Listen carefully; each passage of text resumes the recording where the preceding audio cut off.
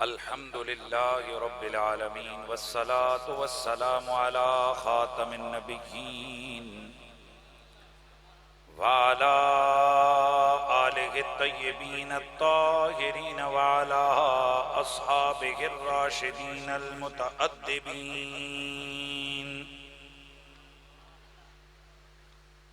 أما بعد فأعوذ بالله السميع العليم من الشيطان الرجيم. بسم الله الرحمن الرحيم.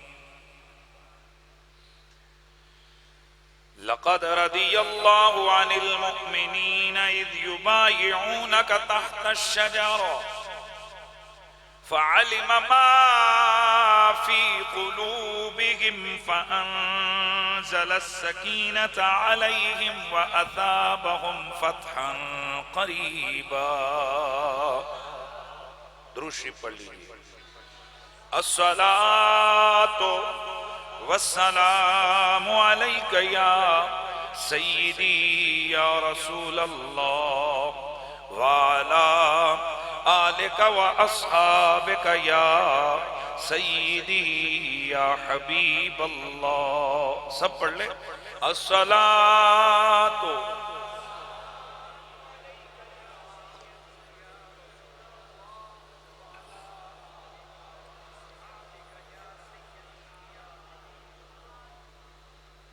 الصلاة والسلام عليك يا رحمة للعالمين وعلى آلك وأصحابك يا شفيع المذنبين. در منصور قرآن کی سلک بھی زوج دو نور عفت پہ لاکھوں سلام. یعنی عثمان صاحب قمیص خدا اللہ پوش شہادت پہ لاکھوں سلام. زاہد مسجد احمدی زاہد مسجد احمدی پر درود دولت جیش عسرت پہ لاکھوں سلام. بعد از حمد و صلات لائق تعظیم و تکریم حاضرین و سامعین، السلام علیکم ورحمۃ اللہ تعالی وبرکاتہ. ویسے تو حج کے حوالے سے میری گفتگو کا آغاز ہوا تھا اور درمیان میں میرا موضوع رہتا تھا. دل بھی یہی چاہ رہا تھا کہ آج اسی کو کنٹینیو کیا جائے، لیکن چونکہ یہ ایام جامع القرآن والفرقان صاحب جیش اسرا داماد پیغمبر خلیفۃ الرسول حضرت سیدنا کامل الحیاء والایقان والایمان جناب حضرت سیدنا عثمان ابن عفان رضی اللہ تعالی عنہ کے شہادت کے ہیں یہ ایام. تو اس حوالے سے مناسب سمجھا کہ آج آپ کی بارگاہ سخاوت میں، بارگاہ طہارت میں، آپ کی بارگاہ خلافت میں، آپ کی بارگاہ صحابیت میں، آپ کی بارگاہ ولایت میں، سبحان اللہ کی آواز آ جائے، نذرانہ عقیدت پیش کیا جائے. چونکہ ہم اہل سنت و جماعت ہیں اور یہ جو دن لوٹ کے آتے ہیں نا، تو ان دنوں کا تعلق ہوتا ہے ذوات کے ساتھ، اور یہ بہانہ بنتے ہیں کہ ان ذوات قدسیہ کا ذکر کیا جائے، پھر کیا جائے. ویسے تو سارا سال ہی ان کے تذکار جاری رہتے ہیں. ظاہر ہے حدیثوں کے راوی یہی لوگ ہیں، قرآن کے جامع یہی لوگ ہیں، بات طریقت کی آئے گی تو یہی لوگ ہیں، شریعت کی آئے گی تو یہی لوگ ہیں، کیونکہ یہ خلیفہ راشد ہیں اور میرا نبی فرماتے ہیں علیکم بسنتی و سنت الخلفاء الراشدین، جیسے میرا طریقہ تم پر نافذ ہے ویسے میرے خلفاء راشدین کا انداز تربیت بھی تم پر نافذ ہے۔ تو اس حوالے سے ان کا ذکر تو آتا ہی ہے، کبھی حدیث پڑھتے ہوئے ہم کہتے ہیں عن عثمان بن عفان، عن علی بن ابی طالب، عن عمر بن الخطاب، عن ابی بکر صدیق، یہ تو ذکر ہوتا ہے، لیکن جب یہ دن ان کی شہادت یا ولادت کے لوٹ کے آتے ہیں تو وَذَكِّرْهُمْ بِأَيَّامِ اللَّهِ، اللہ قرآن میں فرماتے کہ ان کو اللہ کے دن یاد کرواؤ۔ اور امام راضی فرماتے ہیں یہ ایام اللہ ویسے تو ہر دن اللہ کا دن ہے، لیکن ہر وہ دن جس دن میں کوئی اسلامی تاریخی حوالے سے امت محمدی کے لیے ایک بڑا معاملہ اور بڑا واقعہ ہوا ہو، وہ دن اللہ کا دن ہو جاتا ہے، وہ خصوصی دن ہو جاتا ہے۔ تو ظاہر ہے حضرت عثمان غنی رضی اللہ تعالیٰ عنہ کی شہادت ایک عظیم ثانیہ ہے اور ان کے عرس کا دن ہے، تو اس حوالے سے ہم چاہیں گے کہ آج خلیفہ راشد، خلیفہ ثالث، جامع القرآن والفرقان، ہادی الی طریق الحق، صاحب الخلافہ حضرت سیدنا عثمان بن عفان رضی اللہ تعالی عنہ کے خصائص و فضائل کا ذکر کیا جائے۔ چونکہ گزشتہ برس میں نے ڈیٹیل کے ساتھ وہ چیزیں ذکر کی تھیں کہ شہادت کیسے، یعنی شہادت عثمان غنی کو میں نے ڈیٹیل میں بیان کیا تھا، ریزنز کیا تھی، تو آج ان کے خصائص کو بیان کرتے ہیں۔ یاد رکھیے ایک لفظ ہوتے خصائل اور ایک ہوتے خصائص۔ خصائل خصلت کی جمع ہے، عادات، طبیعت مبارکہ، محاسن، فضیلت، یہ تو ہزاروں لاکھوں ہیں۔ جہاں جرنلی صحابہ کا ذکر ہے وہاں عثمان بھی موجود ہیں، جہاں خلفائے راشدین کا ذکر ہے وہاں عثمان بھی موجود ہیں، جہاں بدریوں کا ذکر ہے وہاں عثمان بھی موجود ہیں، جہاں عشر مبشرہ کا ذکر ہے بولتے جاؤ نا یار وہاں عثمان بھی موجود ہیں، جہاں قرآن کے کاتبوں کا ذکر ہے وہاں عثمان بھی موجود ہیں، جہاں مہاجرین کا ذکر ہے عثمان بھی موجود ہیں، جہاں اولین کا ذکر ہے وہاں عثمان بھی موجود ہیں، جہاں سخیوں کا ذکر ہے وہاں عثمان بھی موجود ہیں، جہاں قرآن کے قاریوں کا ذکر ہے وہاں عثمان بھی موجود ہیں۔ یعنی جرنلی ذکر میں تو ہر جگہ یہ موجود ہیں۔ ہم نے آج وہ چیزیں بیان کرنی ہے جہاں کوئی اور نہیں، اکیلے عثمان ہی موجود ہے۔ ان کو کیا کہتے ہیں؟ خصائص، ذرا اونچے بولیے، خصوصیت کی جمع، اور خاصۃ الشیء توجد فی ولا توجد فی غیری، کسی چیز کا خاصہ وہ ہوتا ہے جو اس میں ہوتا ہے اوروں میں نہیں ہوتا۔ جیسے مولا علی کی فضیلتیں ہزاروں ہیں لیکن کچھ خاصے ہیں کہ نبی نے ہاتھ پکڑ کے فرمایا جس کا میں مولا اس کا، بولتے جاؤ نا، اس کا علی مولا۔ اسی طرح فضیلتیں تو عثمان غنی کی ہزاروں ہیں پر کچھ خاصے ہیں، آج ہم نے ان خاصوں کا ذکر کرنا ہے۔ حضرت عثمان غنی رضی اللہ تعالی عنہ، آپ کی پہلی خصوصیت یہ ہے کہ آپ داماد پیغمبر ہیں۔ آہستہ بولے آپ کہیں کہ یہ ان کی خصوصیت تھوڑی ہے، اس میں تو حضرت ربی بھی ہیں، حضرت علی بھی ہیں اور حضرت ربی بن العاص بھی ہیں، تو پھر یہ دو بیٹیاں تو حضور کی ادھر بھی ہیں، تو پھر ان کا خاصہ کیسے ہوا؟ تو سنیے، داماد پیغمبر صرف ہونا یہ خاصہ نہیں ہے، یہ فضیلت ہے، لیکن دو بیٹیوں کا نکاح میں آنا یہ خاصہ ہے عثمان غنی کے۔ اور پھر یہ دو بیٹیاں، جیسے مولا علی کا خاصہ ہے کہ خاتون جنت کا نکاح حضرت علی سے ہوا، اور یہ وہ خاصہ ہے کہ اس پر سب صحابہ رش کرتے رہے۔ ایسے حضرت عثمان غنی کا خاصہ کیا ہے کہ میرے نبی کی، یار آہستہ کیوں بول رہے ہو، جھاگ کے بیٹھو، میرے نبی کی دو بیٹیاں، اور وہ دو بیٹیاں نکاح میں آئیں، اللہ کے حکم سے آئیں۔ तबारानी के अंदर हजरत अब्दुल्ला बिन अब्बास से मरवी ये रिवायत है, मेरे सोने नबी सरवरे कोनो मकान ने फरमाया, इन्नल्लाह औहा इलैया अन उज़व्विज करीमतै उस्मान इब्न अफ़्फ़ान। मेरे आका ने फरमाया, बेशक मेरे अल्लाह ने मुझे ये वही फरमाई है कि मैं एक के बाद अपनी दूसरी बेटी का निकाह भी उस्मान से कर डालूं। सुभान अल्लाह की आवाज। इसी रिवायत को हजरत उर्वा बिन जुबैर अपनी खाला हजरत सैयदा उम्मुल मोमिनीन हजरत आयशा सिद्दीका से रिवायत फरमाते हैं।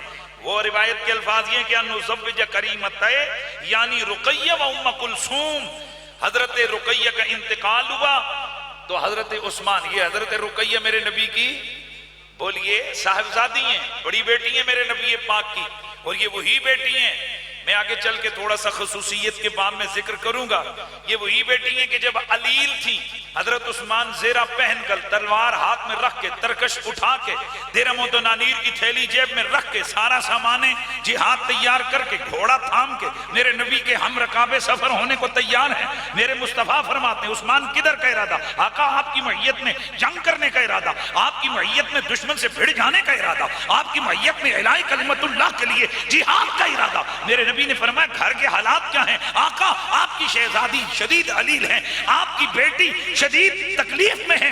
मेरे नबी ने फरमाया, उतार दे ये असला, उतार दे ये असला, ज़ेरा उतार दे, तलवार छोड़ दे, ये अब असला रख दे। आका क्यों? फरमाया, उस्मान मेरी बेटी की तीमारदारी कर, मेरी बेटी की खिदमत कर। तवज्जो है कि नहीं जरा? मेरी बेटी की खिदमत कर। दिल में तो आया होगा ना कि वाह वाह लोग जिहाद पे जा रहे हैं, मैं बीवी की खिदमत में लग जाऊं। मेरे नबी रहमत ने फरमाया, उस्मान ये जो मेरे साथ जाने वाले हैं इन्हें जो दर्जा, जो सवाब, जो माले गनीमत मैदाने जंग में दुश्मन से लड़ के मिलेगा, तुझे मेरी बेटी की खिदमत के बाद मिल जाएगा। ये जो हाथ में 2 जमा 2 4, 2 जमा 2 दूने 3, 1 दूना दूना, 2 दूनी 4, 3 दूनी 6, 4 दूनी 8 के जो पढ़े पढ़ के कहते ना, ये अदल का तकाजा, ये इंसाफ का तकाजा ये कि यूं हो जाए, अकल का तकाजा ये यूं हो जाए, और तेरी अकल पे मातम करूं और तेरी अकल पे कोई दुनिया रोए। अकल का मामला नहीं, यहां फजल का मामला है। किसका मामला है? अदल का तो यही है कि जिसने जंग की उसे बदरी कहा जाए, जिसने मैदाने जंग में घोड़ा दौड़ाया उसे माले गनीमत दी जाए। अल्लाह अकबर, मेरे मुस्तफा की पावर, मेरे नबी का कमाल। फरमाया, मेरी बेटी को पानी पिला, गोया मेरी बेटी की खिदमत कर, मेरी बेटी को उठा, मेरी बेटी को बिठा।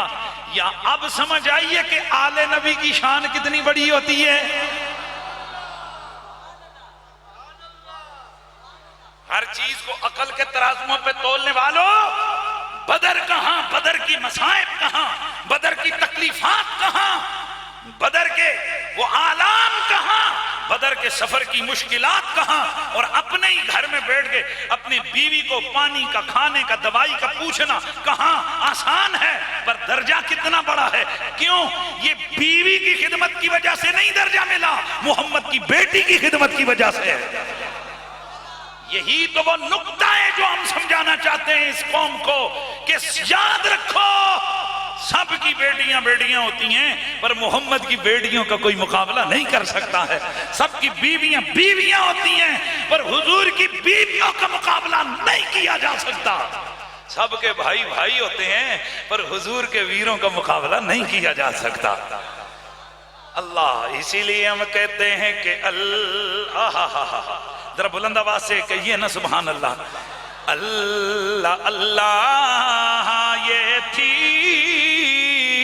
सीरते उस्मान गनी, दीन पर सरफ हुई दौलते उस्मान गनी, दीन पर صرف ہوئی،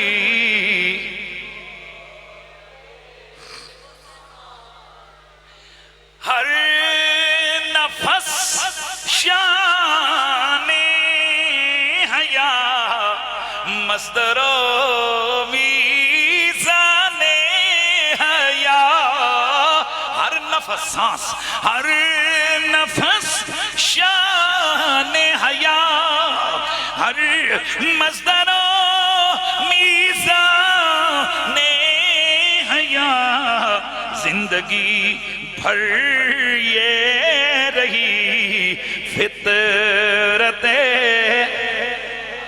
عثمان غنی، اور ایک ذرا بیعت رضوان کی بھی تفسیر پڑھو، بیعت اللہ کی ہے بیعت عثمان غنی۔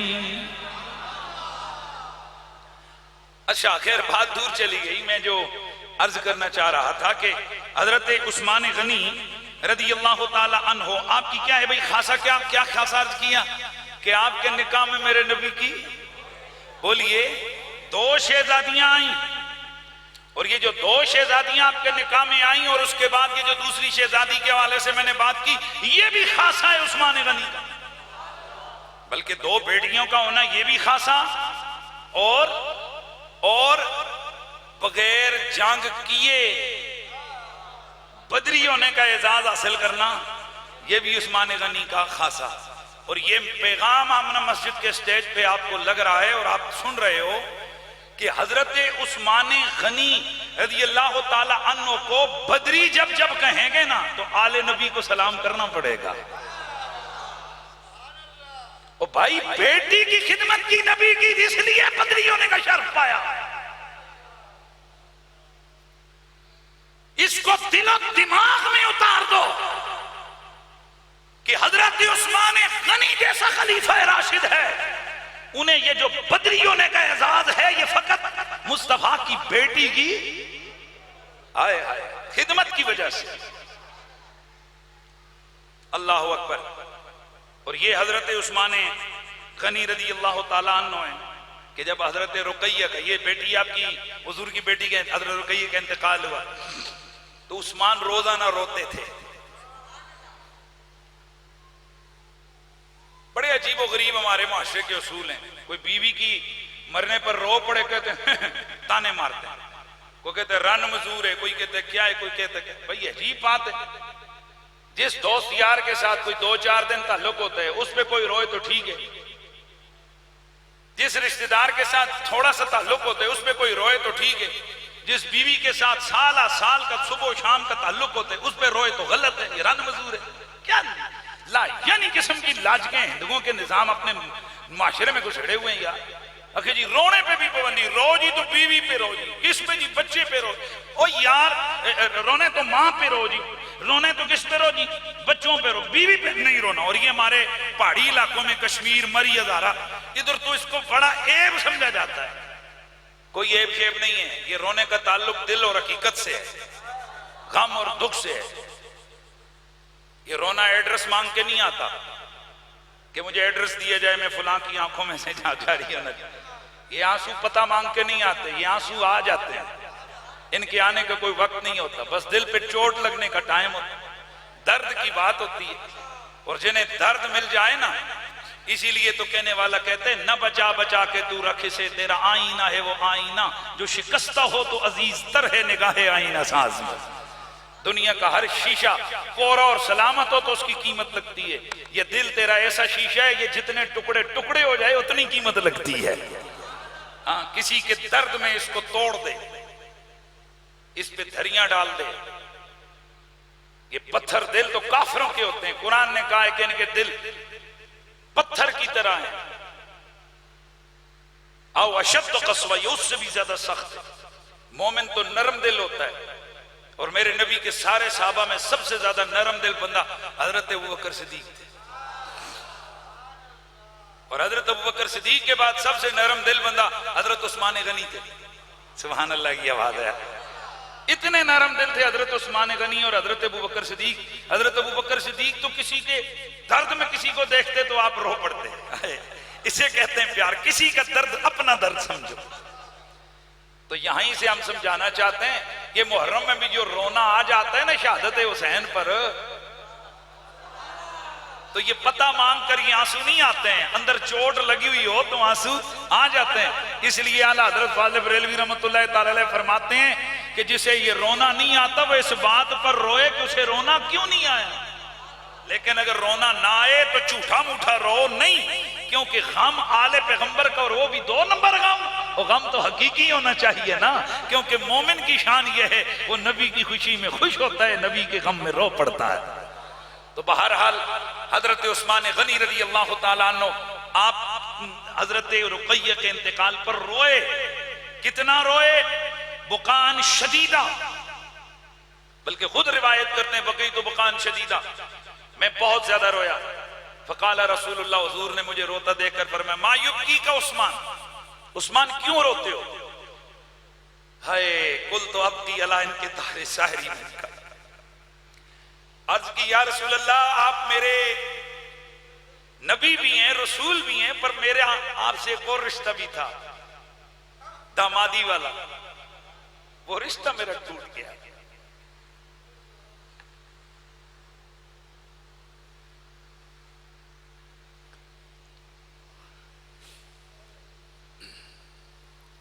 میں اب یہاں ایک تشریح کروں اس کی. رشتہ تو رشتہ ہی ہوتا ہے, داماد داماد ہی ہوتا ہے. حضرت علی المرتضیٰ کرم اللہ تعالی وجہ الکریم سید ہزارہ پاک کا انتقال ہوا تو داماد داماد ہی رہے. دامادی کا رشتہ ختم ہوا تو 2 دن کبھی ہو تو رشتہ بن جاتا ہے, وہ ٹوٹتا ختم نہیں ہوتا ہے. پر عاشقوں کی سوچ اپنی اپنی ہوتی ہے. دھی رانی ہو نا معاملہ اور ہوتا ہے, ویسے تعلق داری ہو تو معاملہ اور ہوتا ہے. بیٹیاں زندہ ہونا تو پھر بندہ کہیں نہ کہیں سے گھومتے پھرتے چکر لگا ہی جاتا ہے. گویا عثمان اس بات پہ بھی رو رہے ہوں گے کہ آگے پیچھے تو کبھی نہ کبھی دھی رانی کے بہانے پر سرکار صبح و شام, کبھی دن کبھی رات, کبھی کدھر کبھی ادھر آتے جاتے میرے گھر پھیرا ڈال ہی جایا کرتے تھے. اب نہ جانے کب یہ لوٹ لوٹ کے آئے. محبت کی سوچیں. میرے آقا خاموش ہوئے. قال فہذا جبریل, فرمایا عثمان مبارک کو جبریل آ گیا ہے. یامرنی بیامر اللہ عز وجل نزوجک اختہا, وہ آ کر مجھے اللہ کا حکم سنا کے گیا ہے کہ یا رسول اللہ, اللہ آپ کو حکم دیتا ہے کہ حضرت رقیہ کی بہن کی شادی عثمان سے کر دیجیے. تو یہ خاصہ ہے کہ حضرت عثمان وہ واحد ہستی ہیں پوری اس کائنات کے اندر, پوری, یار سبحان اللہ, حضرت آدم سے لے کے صبح قیامت تک تو خیر معاملہ ہی ختم ہو گیا, میرے نبی تک, کیونکہ میرے نبی کے بعد تو کسی نبی نے آ سکنا ہی نہیں ہے, کوئی نبی ہے ہی نہیں ہے حضور کے بعد, نبوت کا دروازہ بند. تو اللہ کی اس دھرتی پر کسی ایک بندے کے نکاح میں کسی ایک نبی کی 2 بیٹیاں اگر آئی ہیں تو وہ اکیلا عثمان غنی, عثمان ابن عفان. سبحان اللہ کی یار زور سے آواز آئے. اسی لیے پھر میرے سیدی اعلیٰ حضرت امام علیہ سنت امام محمد رضا خان فاضل بریلوی علیہ رحمت الرحمن آپ فرماتے ہیں کہ در منصور قرآن کی سلک بھی, در منصور قرآن کی سلک بھی, زوج 2 نور عفت پہلا. یار مجمع ایسے ذوق سے اتنا بڑا اجتماع ہے یار, اور آپ آئے اس نے پڑھ رہے بلند آواز سے مونج پڑ جائے.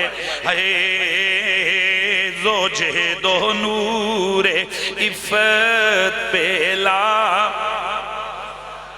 یعنی عثمان صاحب قمیص یہودا, یعنی ثانی عثمان صاحب قمیص خدا اللہ پوش شہادت پہلا اور زاہد مسجد احمدی پر درود زاہدی مسجد نبوی پر درود دولت جیش عسرت پہلا کو سلام مصطفیٰ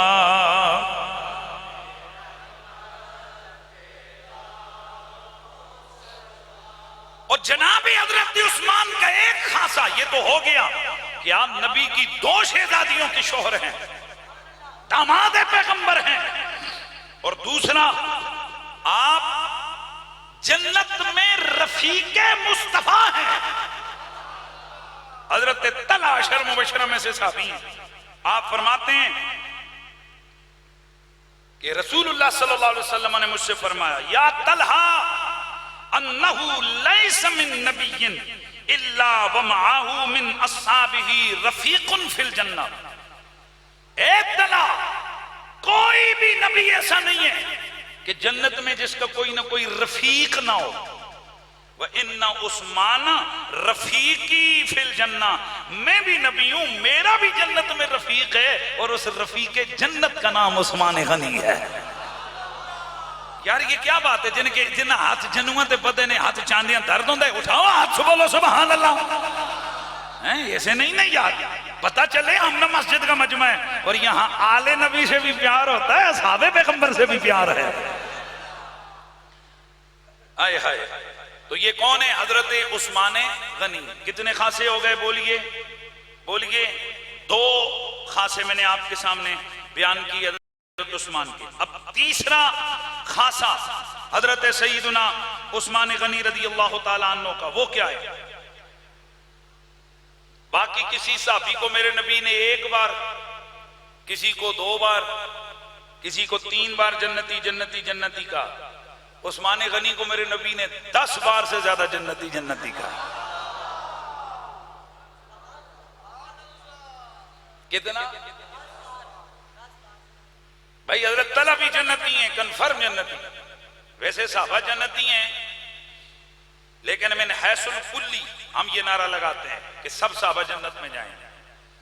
من حیث الجزی ایک ایک کر کے شریعت ہمیں کہتی ہے، ویسے تو جیسے کہا جاتا ہے ہر مومن جنت میں جائے گا، اللہ کے ولی بولتے جاؤ نا جنت میں جائیں گے، شہداء جنت میں جائیں گے، لیکن پیسیفک کسی کا نام لے کے کہنا کہ وہ شہید ہے اور وہ جنت میں جائے گا، یہ قطعی نہیں ہے، سوائے ان لوگوں کے کہ جن کی گارنٹی اللہ اور اس کے رسول نے عطا فرمائی ہے۔ یہ 2 الگ الگ چیزیں ان کو سمجھیے۔ ایک ہے من حیث الکلی، صحابہ سارے جنتی ہیں، وہ لانتی ہے جو صحابہ کو جنتی نہ مانے۔ نہیں یار مزہ نہیں۔ او پائی جی جب عام ولی کو ہم جنتی مانتے ہیں تو صحابی تو پھر صحابی ہے، صحابی تو اتنا بڑے مقام والا ہے، اس کے جنتیوں نے میں کیا شک ہے۔ لیکن ایک ہے کہ کسی کا نام لے کے کہنا کہ وہ جنتی ہے، یہ قطعی نہیں ہے ہمارے پاس، سوائے ان لوگوں کے جن کے نام لے کر رسول اللہ نے جنتی ہونے کا سرٹیفکیٹ دیا۔ تو جب ہم سے کوئی پوچھے گا سب صحابہ تو ہم نعرہ لگائیں گے بولو، لیکن جب نام لے کے کہو گے فلاں فلاں تو جن جن کے نام حضور نے نہیں لیے ہم نام لے کے نہیں کہیں گے، کیونکہ اس پر بھی میرے نبی کی حدیث ہے، میرے نبی نے فرمایا اپنی طرف سے نہ کسی کو جنت میں داخل کرو اور نہ کسی کو دوزخ میں داخل کرو۔ حضرت عائشہ الصدیقہ نے حضور کے دور میں مرنے والے ایک بچے کے بارے میں فرمایا یہ تو جنت کی چڑیوں میں سے چڑی ہے۔ میرے نبی نے فرمایا عائشہ کیا تیرے پاس خبر آ گئی ہے؟ یا رسول اللہ اس نے نہ کوئی گناہ کیے نہ کوئی خطائیں کی، چھوٹا سا بچے تو جنت میں ہی جائے گا۔ اس پر پھر میرے نبی رحمت نے فرمایا عائشہ اپنی مرضی سے کسی کو جنت میں داخل بولو بولو بولو اور کسی کو مفہوم حدیث عرض کر رہا ہوں، مختلف روایتوں کا مفہوم یہی آتا ہے کہ نہ کسی کو جنت میں داخل کرو اور نہ کسی کو دوزخ میں داخل کرو. اس لیے جن کو حضور نے، اسی لیے تو ہم پھر کہتے ہیں نا 10 مبشرہ، 10 جنتی صحابہ، کیونکہ ان کے نام لے کے حضور نے فرمایا. اسی طرح حضور کی اور کئی صحابہ ہیں جنہیں نام لے کر حضور نے جنتی ہونے کی گارنٹی دی ہے، جیسے الحسن والحسین، سید شباب الجنہ. پھر حضرت زہرا پاک کے بارے میں وہ خاتون جنت ہیں، حضرت علی کے بارے میں فرمایا وہ میرے ساتھ جنت میں ہو گئے. یہ سب گارنٹیاں ہیں، یہ نام لے کے گارنٹیاں ہیں. اسی طرح حضرت جعفر طیار کے بارے میں فرمایا جنت میں جنتی پر اسے اللہ نے 2 پر دیے، جنت کے پرندوں کے ساتھ اڑتا پھر رہا ہے، جنتی ہے. سبحان اللہ کی آواز آتی رہے. تو جہاں ابو بکر صدیق، عمر فاروق نام لے لے کر میرے نبی نے انہیں جنتی ڈکلیئر کیا، حضرت عثمان کو بھی نام لے کر میرے نبی نے جنتی ڈکلیئر کیا. لیکن خاصا یہ ہے، ویسے تو نبی ایک ہی دفعہ گارنٹی دے دے تو بہت ہوتا ہے، اور بھائی نبی کہہ دے کنفرم ہو جاتا ہے. لیکن عثمان وہ خوش نصیب ہیں جنہیں 10 سے زیادہ موقعوں پر اللہ کے نبی نے جنتی کا ہونے کا اعلان عطا کیا.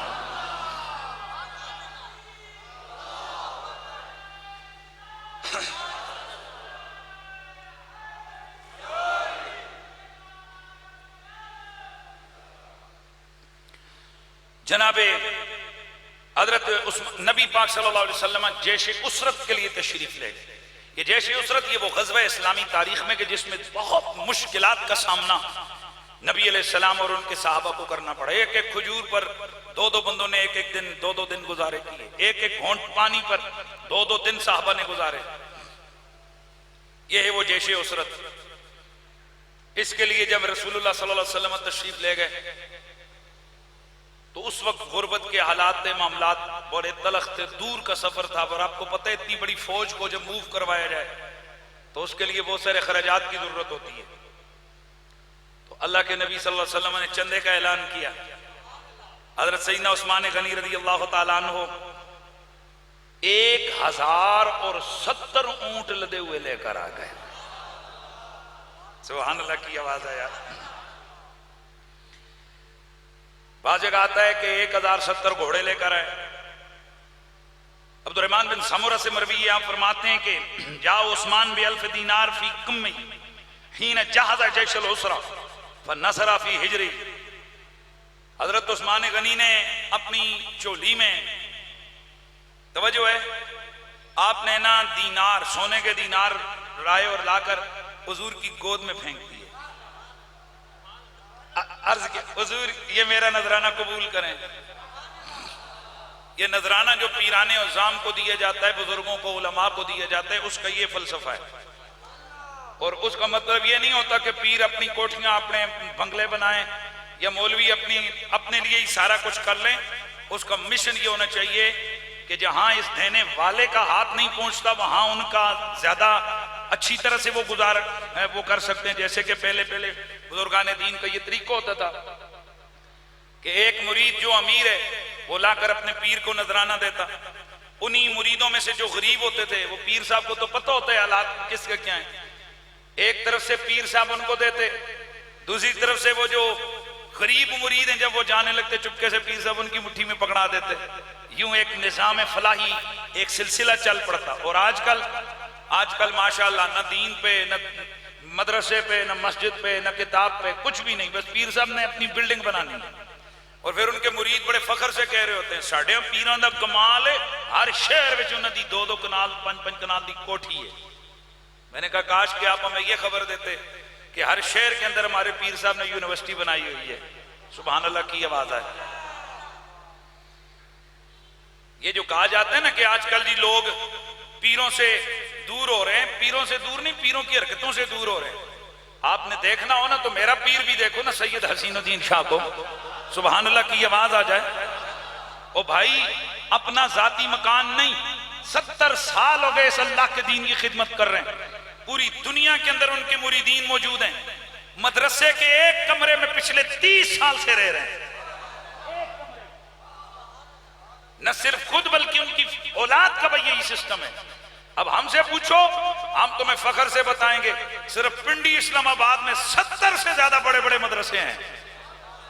صرف ایک مدرسہ جو ہمک ماڈل ٹاؤن میں بچیوں کا ہے وہ تقریباً 30 کنال پر محیط ہے، جس کے اندر 1000 بچی پڑھ رہی ہے. اور اسی طرح کے اسلام آباد میں دیگر مختلف سیکٹروں میں اور مختلف علاقوں میں مدرسے کھڑے اور ان کے زیر نگرانی اس وقت 1000 سے زیادہ مدارس پورے ملک بھر میں کام کر رہے ہیں. ہے نا بھائی پاور؟ کام سبحان اللہ کی آواز آتی جائے گا. تو بہرحال میں بات کر رہا تھا، عثمان غنی نے لا کر نذرانہ پیش کیا، لیکن اس کا یہ مطلب ہی نہیں کہ اب پیر صاحب اپنی اولاد کو بھوکا مارے ہیں اور تم کہو گے جی پیر سارے پاسے بھائی اس کا بھی حق بنتا ہے وہ اپنی زندگی اچھی طرح گزارے. لیکن یہ مطلب ہی نہیں کہ جو کچھ مریدوں سے ہتھیاؤ وہ اٹھا کر جناب تم اپنے بینکوں میں ڈالو. پیچھے ایک پیر صاحب کا انتقال ہوا، میں نام مجھے لینے کی ضرورت نہیں ہے، 40واں بھی نہیں ہوا تو ان کے 2 بیٹے آپس میں لڑ پڑے. جب عدالت میں کیس گیا تو انکشاف ہوا کہ حضرت صاحب کے صرف پاکستان کے اندر بینکوں کے اندر 5 ارب سے زیادہ روپے ہیں. صرف پاکستان سے پیچھے یہ میرے ذہن میں تھا کہ یہ 1.5 ارب ہے، مجھے بعد میں پتہ چلا نہیں جی وہ ایک بینک تک ایسی کمرشل مارکیٹ الا، وہ صرف ایک بینک اکاؤنٹ کا چکر تھا. 5 ارب روپے سے زیادہ پیر صاحب کے اکاؤنٹ سے نکلے. باقی انگلینڈ، امریکہ، باقی جو کی پراپرٹیاں ان کو چھوڑ کر والد صاحب کا 40واں نہیں ہوا، اولاد لڑ پڑی، کیس عدالت میں گیا. ایک کہتے ہیں مجھے ایسا دیا جائے، دوسرا کہتا ہے مجھے پراپرٹی دی جائے. کاش پیر صاحب اولاد کے لیے بھی سب کچھ کرتے، پر پیر صاحب وہ جو چندہ لوگوں نے دیا تھا وہ دین کے لیے تھا. کاش اس میں سے 5 ارب میں سے کوئی 1-2 ارب ہی لگا کے چلے جاتے، پتہ چلتا کہ یار یہ عوام کا چندہ تھے، اس واسطے تسی بھی بکرا دینا ہوئے تو پیران در ہیں جی، تے جے لاکھ روپیہ دینا ہوئے تو پیر صاحب ہاں، تو کوئی 500-100 روپیہ دینا ہو تو مولوی صاحب ہاں. مدرسے میں جا کر دیتے ہو. یہ بھی اپنا مزاج اپنا بناؤ، سوچو کہ کہاں کس کا چندہ کدھر لگ رہا ہے. بہرحال اگر میں اس طرح رہنمائی نہیں کروں گا، یہ تو جناب العوام کا نام، عوام تو جانوروں کی طرح، ان کو جدھر ہانک لو بکریوں کی طرح، یہ تو اسی طرف لگی رہتی ہے. ہمیں بتانا پڑتا ہے کہ دیکھ کر اپنی رقم کو ضائع کرو یا صحیح کرو، لگاؤ تو صحیح دیکھ کے لگاؤ.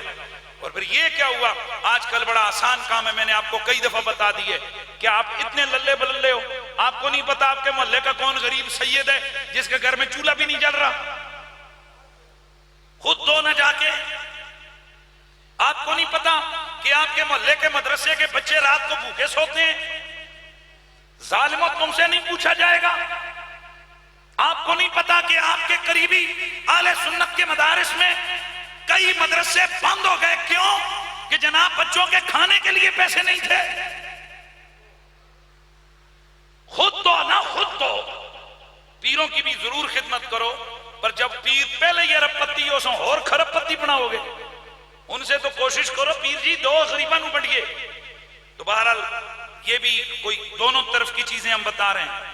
نہ تو مطلقاً یہ خدمت کرنا منع ہے اور نہ ہی اننے واہ شروع کر دو کہ جناب بیڑا ہی غرق ہو جائے. تو حضرت عثمان غنی جیش اسرت میں جا کر کیا کیا؟ دینار دیے، کیونکہ پتا تھا کہ میرا سونا پیر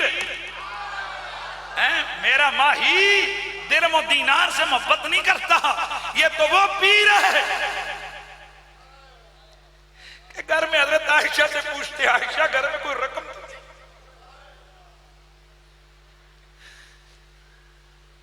حضرت عائشہ فرماتی ہیں کوئی 1 2 4 درم تھے. عرض کیا حضور نے فرمایا جاؤ جا کر غریبوں میں بانٹ کے آ جاؤ. پھر تھوڑا آنکھ کھولی، فرمایا عائشہ دے آئی؟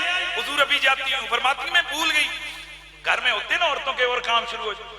فرمایا عائشہ جاؤ، میں نہیں چاہتا کہ میں اللہ سے اس حالت میں جا کر ملوں کہ مجھ سے رب پوچھے کہ وہ جو درم چھوڑ کے آئے وہ کہاں جائیں گے. سبحان اللہ کی آواز آیا. میرا رب مجھ سے دولت کے بارے میں پوچھے. یہ وہ پیر ہے غریبوں کا سہارا، جس نے اعلان کیا ہوا ہے لوگوں اس وقت تک کوئی بندہ مرے نہیں جب تک کہ وہ اپنا قرضہ نہ ادا کرے. پر باوجود کوشش اور محنت کے جو قرضہ ادا نہ کر سکے تو وہ مجھے آ کر بتا دے. کیوں؟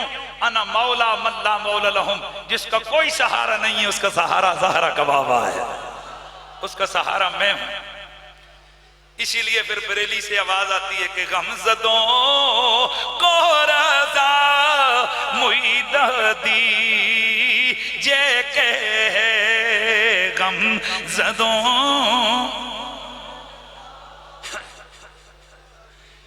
ماشاءاللہ ماشاءاللہ مل کے ذرا پڑھ لو غمزدوں کو رضا معید دی معیدہ کہتے ہیں خوشخبری کو معید دی جے کی ہے غمزدوں کو رضا معید دی جے کی ہے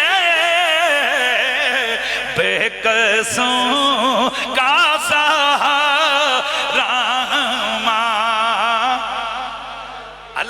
زبانوں میں آوازوں میں برکتیں عطا فرمائے اللہ کرے ہم سے قبر میں سوال ہو جائے او ما کنت تقولو فی ھذا الرجل اس ہستی کے بارے میں زندگی میں کیا کہا کرتا تھا ہم عرض کر دیں مولا ہم تو یہ پڑھا کرتے تھے غمزدوں آئے ہائے ہائے ہائے بے قصوں کا سہارا بے قصوں رحمہ جناب حضرت عثمان نے میرے نبی کی گود مبارکہ میں درہم و دینار جا کر الٹے صحابی رسول فرماتے ہیں اللہ کے نبی کو میں نے دیکھا کہ یقلبوا فی حجری اللہ کا نبی اپنی گود میں آئے ہوئے ان درہم و دینار کو یہ محبت نہیں تھی پر وہ دینے والے کے خلوص پہ میرے آقا خوش ہو رہے تھے اسے الٹ پلٹ رہے تھے وہ یقولو اور پھر یہ فرما رہے تھے ما درہ عثمان ما عمل بعد اليوم آج کے بعد عثمان جو مرضی کرے اس کا کوئی خطا کوئی گناہ اسے نقصان نہیں پہنچا سکتی غفر اللہ لک یا عثمان او عثمان اللہ نے تیری مغفرت کر دی ہے وما قدمتا وما اخرتا تیرے پچھلے گناہ معاف ہو گئے تیرے اگلے گناہ معاف ہو گئے وما اسررتا وما عالمتا پوشیدہ خطائیں معاف ہو گئیں اعلانیہ خطائیں معاف ہو گئیں وما خفیتا وما ابدیتا وما ہوا قائر الى یوم القیامہ قیامت تک تیرا ہر معاملہ صاف ہو گیا ہے شفاف ہو گیا ہے عثمان گویا میرا نبی گارنٹی دے رہا ہے کہ عثمان تو بخشا بھی گیا ہے جنتی بھی بن گیا ہے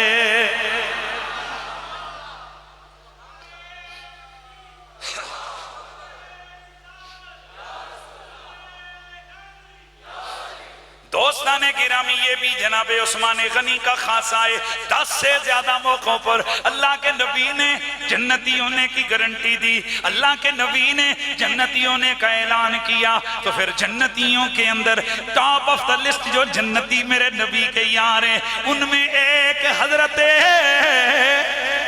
عثمان ہے اب آگے بڑھئے ذرا جو جملہ عرض کرنے لگا ہوں قرآن کہتا ہے لَقَدْ رَضِيَ اللَّهُ عَنِ الْمُؤْمِنِينَ اِذْ يُبَايِعُونَكَ تَحْتَ الشَّجَرَةِ او میرے محبوب تحقیق اللہ ان مومنوں سے راضی ہو گیا ہے جنہوں نے تیری ہاتھ پر بیعت کی الشجرہ کے نیچے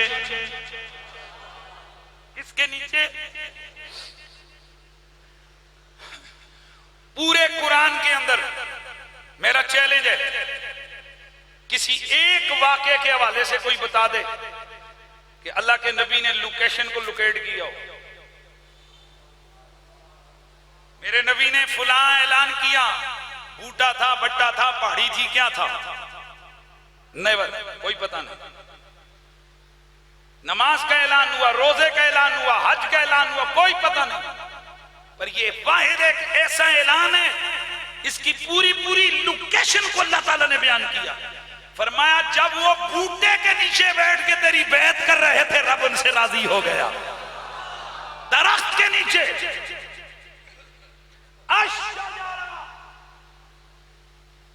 پڑھے لکھے لوگوں کو معلوم ہے کہ الشجرہ پہ الف لام جو ہے نا یہ الف لام آدھے خارجی کی ہے جس کا مطلب ہے عام بوٹا نہیں ایک خاص بوٹا امام راضی اور دیگر محدثین فرماتے ہیں کہ الشجرہ کو اس لیے خصوصیت ملی، اس درخت کو اس لیے خصوصیت مل گئی کہ جس جگہ بیٹھ کے یہ کام ہو رہا تھا رب کی رحمت وہاں برس رہی تھی، اور بوٹے کے نیچے تھا وہ رحمت الہیہ کی انوار اس درخت پہ بھی برس رہے تھے۔ وہ جو رحمت والا درخت ہو نا، رب نے اس کو بھی خاص کر کے قرآن میں بیان کر دیا تاکہ پتہ چلے یہ اتنی خاص بیعت ہے، کرنے والے بھی زندہ باد، جس جگہ پہ ہو رہی ہے وہ جگہ بھی زندہ باد۔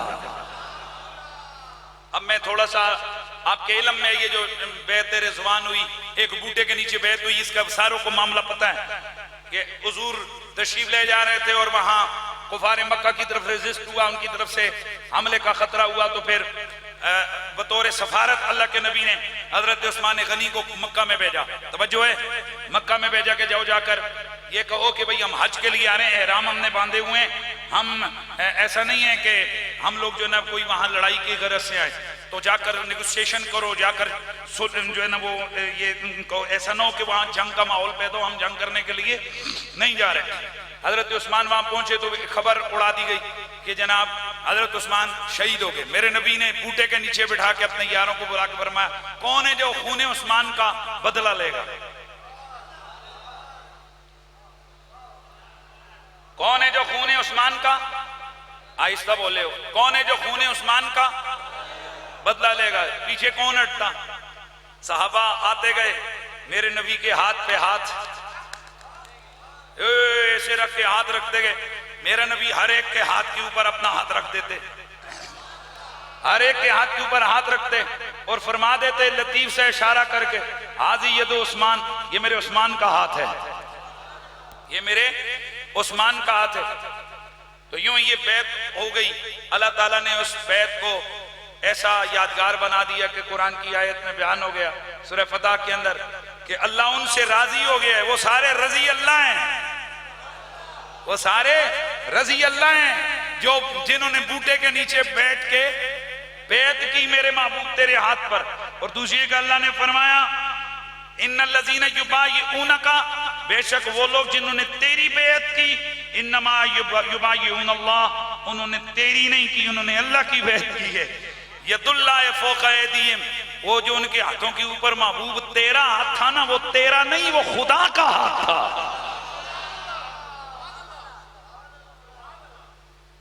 کس کا ہاتھ تھا؟ خدا کا تھا۔ اللہ تو وہ ہے جس کا کوئی ہاتھ نہیں ہے۔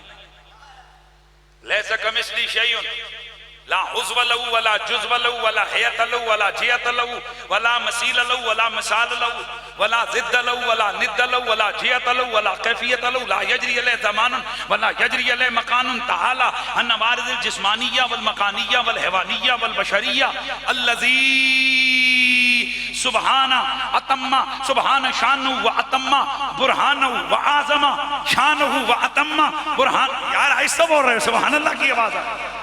ہاں لیس کمثلہ شیء، نہ اس کا کوئی ہاتھ ہے، نہ اس کا پاؤں ہے، نہ اس کی باڈی ہے، نہ اس کی جہت ہے، نہ اس کا جسم ہے، نہ دائیں ہے، نہ بائیں ہے، نہ آگے ہے، نہ پیچھے، نہ اوپر ہے، نہ نیچے ہے، نہ مکان ہے، نہ زمان ہے۔ وہ ہے کیا؟ وہ تیری عقل کے احاطے میں نہیں آ سکتا۔ وہ کون ہے؟ وہ محیط بکل شیء، ہر چیز کا احاطہ اس نے کیا ہے۔ لا یحاط، اسے احاطہ نہیں کیا جا سکتا، نہ عقل کر سکتی ہے، نہ کوئی مکان کر سکتا ہے۔ وہ کون ہے؟ جو عقل میں آئے وہ خدا نہیں ہوتا، جو خدا ہے وہ عقل میں نہیں آ سکتا۔ جو عقل کے احاطے میں بند ہو جائے وہ خدا نہیں، اور جو عقل میں آئے وہ خدا نہیں، اور جو خدا ہے وہ تیری میری عقل کے احاطے میں۔ معلوم ہے یہ جملے کس نے بولے تھے؟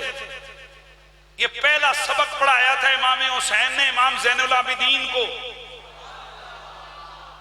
امام علی مقام کی جو کتاب ہے اس دھرتی پر لکھی ہوئی امام حسین علیہ السلام کی، دماغ روشن ہو جاتا ہے۔ اور یہاں سے سوچو ذرا، ادھر پاپیو، پہلے دن کا بچہ جو اپنے باپ کی خدمت میں بسم اللہ الرحمن الرحیم پڑھ رہا ہے، تو پہلے دن کا سبق باپ کیا سکھا رہا ہے زین العابدین پاک کو؟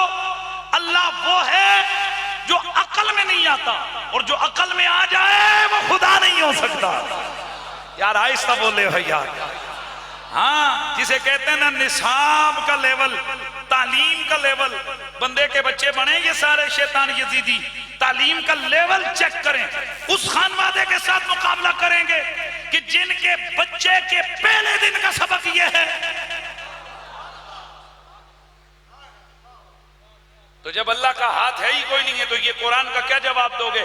ید اللہ فوق ایدیہم، ان کے ہاتھوں پر محبوب تیرا ہاتھ نہیں اللہ کا ہاتھ تھا، اللہ کا ہاتھ تھا، ہائے ہائے ہائے، اللہ کا ہاتھ تھا۔ علماء کہتے ہیں یہ آیاتیں متشابہات ہیں، ان کی تلاوت ہوتی ہے، ترجمہ ہوتا ہے، اس کو عقیدے میں نہیں بنایا جاتا، یعنی آیت پڑھ کے خدا کے ہاتھ کو ثابت نہیں کیا جا سکتا۔ لیکن ایک چیز ذرا سمجھئے، یہ تو ذرا سوچئے، جو ہاتھ جسے اللہ اپنا کہہ رہا ہے وہ ہاتھ تو عثمان غنی سے منسوب تھا، حضور نے فرمایا تھا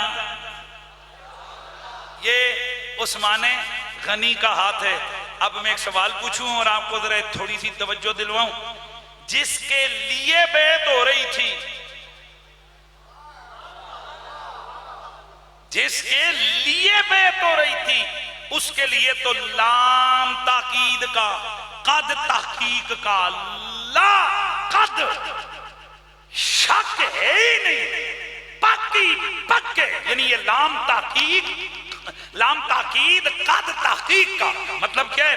لا قد البتہ تحقیق، یہ سادی گل کریے تو کی بھی پکی ٹھکی گل ہے، پر تو سب پکی ٹھکی سبحان اللہ کوئی نہیں کی تھی بندے ہو، پکی گل ہے۔ رب ان سے راضی ہو گیا جنہوں نے درخت کے نیچے بیعت کی تھی، اور جنہوں نے بیعت کی ان کے لیے تو پکی ٹھکی رضا الہی ثابت ہو گئی، اور جس عثمان کے لیے بیعت ہوئی عثمان کا کیا مقام ہوگا؟ سبحان اللہ دی آوازاں آ جاوانا، اللہ آپ کو خوش رکھے، اللہ آپ کو سلامتیاں عطا فرمائے۔ بہرحال حضرت عثمان غنی رضی اللہ تعالیٰ عنہ، آپ کے بہت سارے جو ہے نا مناقب اور کمالات ہیں، ان میں سے حضرت سیدنا عثمان غنی رضی اللہ تعالیٰ عنہ کا ایک شان والا جو مقام ہے وہ یہ ہے کہ آپ کثیر الحیا ہیں۔ کیا ہیں بولیے؟ آپ کیا ہیں؟ کثیر الحیا ہیں، اور آپ کاتب وحی بھی ہیں۔